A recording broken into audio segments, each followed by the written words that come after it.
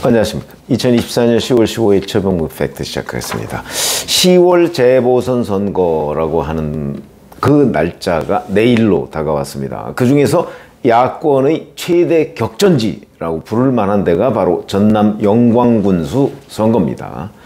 근데 이건 아주 이례적으로 3파전 양상을 보이고 있거든요. 진보당의 이석하 후보라는 사람이 약진을 하는 바람에, 그래서 민주당, 민주당과 조국혁신당, 진보당 이렇게 세 명의 후보가 엎치락뒤치락.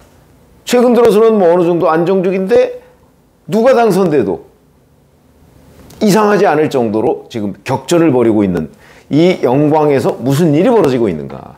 근데 제가 제일 궁금했던 내용은 이제 진보당의 약진이었는데, 원래 이 선거가 시작되기 전에 여론조사에서는요, 진보당 이석하 후보는 뭐 한참 쳐지고, 이게 영광전투라고 제가 말씀을 드린 적이 있었는데, 결국 이재명 대표와 조국 대표의 싸움으로 비춰졌는데, 뚜껑을 딱 열고 보니까 진보당 이석하 후보가 대단히 약진을 했다. 그래서 야권 사람들을 상대로 물어보니까 이 진보당의 선거운동 방식이 굉장히 독특하고 이게 효과를 발휘했다, 이렇게 얘기를 하더군요. 그 선거가 있으면 몇 개월 전부터 전국에 있는 진보당 당원들 한 굉장히 많은 숫자가 1000명 단위 그 이상이라고 얘기를 합니다. 그 숫자가 그 지역에 투입돼서 그 지역 유권자들 수발을 든다는 거죠. 뭐 청소도 해주고 또 심부름도 해주고 이런 형식으로 선거 몇 개월 전부터 그런답니다. 이게 효과를 발휘했다. 왜? 영광군에 유권자가 많지 않거든요.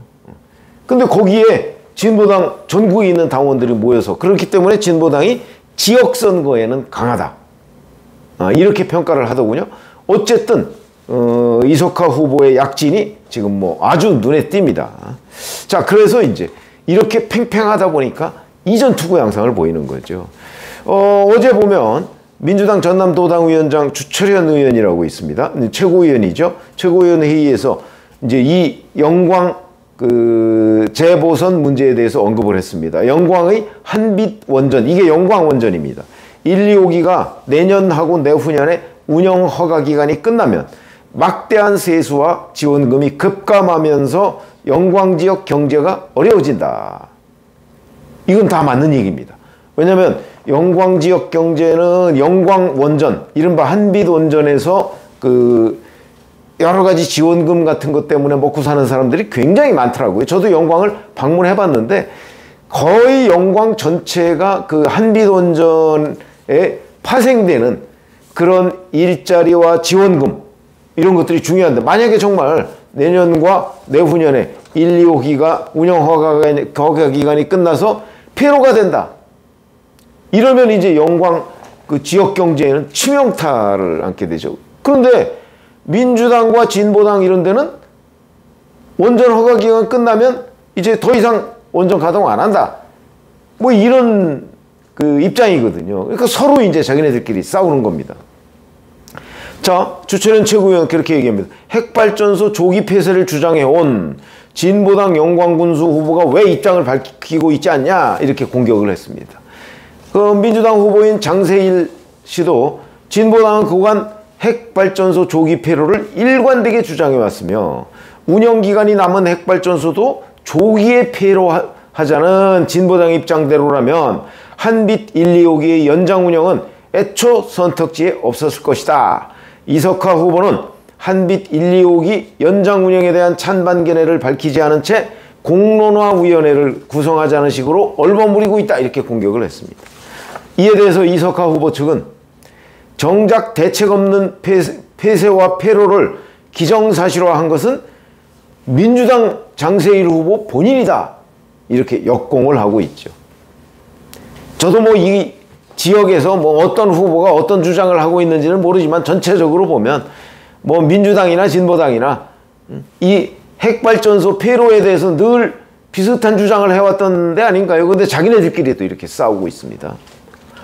자, 이석하 후보 측은 또 제1야당 후보가 원전 노동자의 생존권은 안중에도 없으면서 상대 후보의 발언을 의도적으로 왜곡하고 있다, 이렇게 또 반박을 했습니다.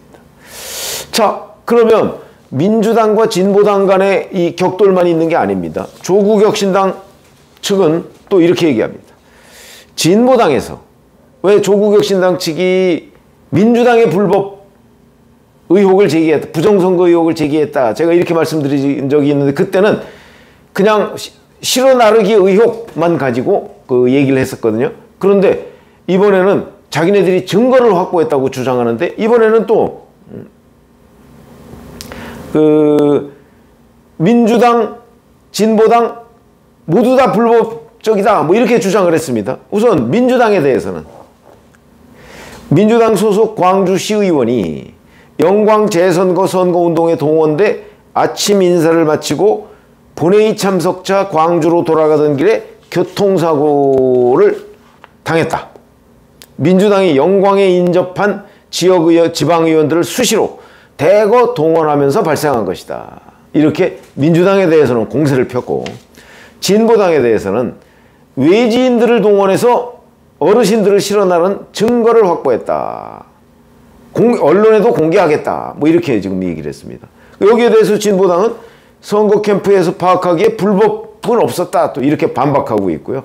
자, 그러니까 민주당, 조국혁신당, 진보당 이 세 군데가 얽혀서 서로 뭐 원전, 뭐 실어나르기, 부정선거 의혹 뭐 이런 것들을 서로 공방을 주고받고 그렇습니다.